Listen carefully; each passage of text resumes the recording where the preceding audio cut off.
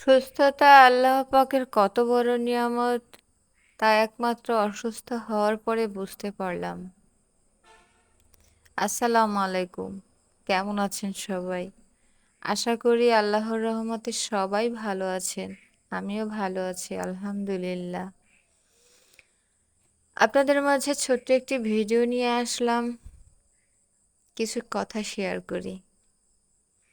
জীবনে চলার পথে কত মানুষ চেনা হলো, জানা হলো, কত আপনজন পর হয়ে গেল।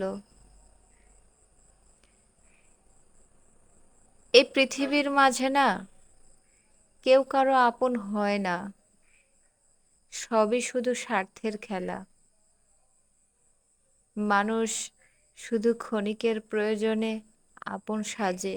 একটা কথা কি জানেন, একটা নারীর জীবনে যখন সংসার নামক অধ্যায়ে বিচ্ছেদ ঘটে, তখন খুব কাছের মানুষগুলোই চোখে আঙুল দিয়ে বুঝিয়ে দেয় তাদের কাছে, সমাজের কাছে কতটা মূল্যহীন।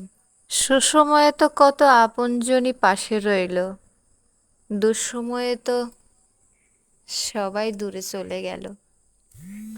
সময় হয়তো কারো চিরদিন একভাবে যায় না, সময়ের ব্যবধানে একদিন হয়তো সবই ঠিক হয়ে যায়, কিন্তু দুঃসময়ে মানুষের ব্যবহারগুলো চিরদিনই মনে রয়ে যায়। যাই হোক, এসব বিষয় নিয়ে নয় অন্য এক সময় অন্য কোনো ভিডিওতে বলবো। আজকে যে কথাটা বলার জন্য আপনাদের মাঝে আসছি, আমার ছেলে দেখতে দেখতে অনেক বড় হয়ে গেছে। এখন মনে হচ্ছে আমি মা। আজকে জীবনে প্রথম আমার সন্তান বাজার করেছে, আমি অসুস্থ বলে। বাজারগুলো কেমন হয়েছে অবশ্যই কমেন্টে জানাবেন।